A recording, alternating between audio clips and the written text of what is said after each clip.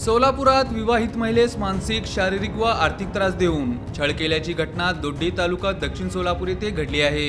याबाबत MIDC police ठाण्यात 22 जुलै रोजी तिप्पाली दत्तात्रय राठोड वय 37 राहणार वसुंधरा अपार्टमेंट सोलापूर या विवाहित महिलेने फिर्याद दिली आहे। या प्रकरणात पती दत्तात्रय राठोड, प्रेयसी राजश्री शिवाजी राठोड, सासू कमलाबाई राठोड, सासरे रेखू राठोड, दीर विशाल राठोड, ननंद सोनिया राठोड, ननंद लता राठोड सर्वजण राहणार दोड्डी तालुका दक्षिण सोलापूर यांच्या विरोधात भारतीय न्याय संहिता BNS 85-115-352-351-1 3-5 नुसार 22 जुलै रोजी गुन्हा दाखल करण्यात आला आहे। याबाबत 4 डिसेंबर 2023 पासून आस्थायागत फिर्यादीस सासरी फिर्यादीच्या पतीला भडकावून वारंवार भांडण लावणे तसेच फिर्यादीचे पगारीचे पैसे दिले नाही तर नवऱ्यापासून घटस्फोट दे असे बोलून तसेच घर बांधण्यासाठी 20 ते 25 लाख रुपये घेऊन येण्यासाठी सातत्याने मारहाण शिवीगाळ केली। याचबरोबर मानसिक, शारीरिक व आर्थिक त्रास देऊन छळ केल्याचे फिर्यादीत म्हटले आहे। मात्र तो मिटला नसल्याने हा वाद पोलीस ठाण्यापर्यंत पोहोचला। या घटनेचा अधिक तपास पोलीस उपनिरीक्षक पाटील हे करीत आहेत।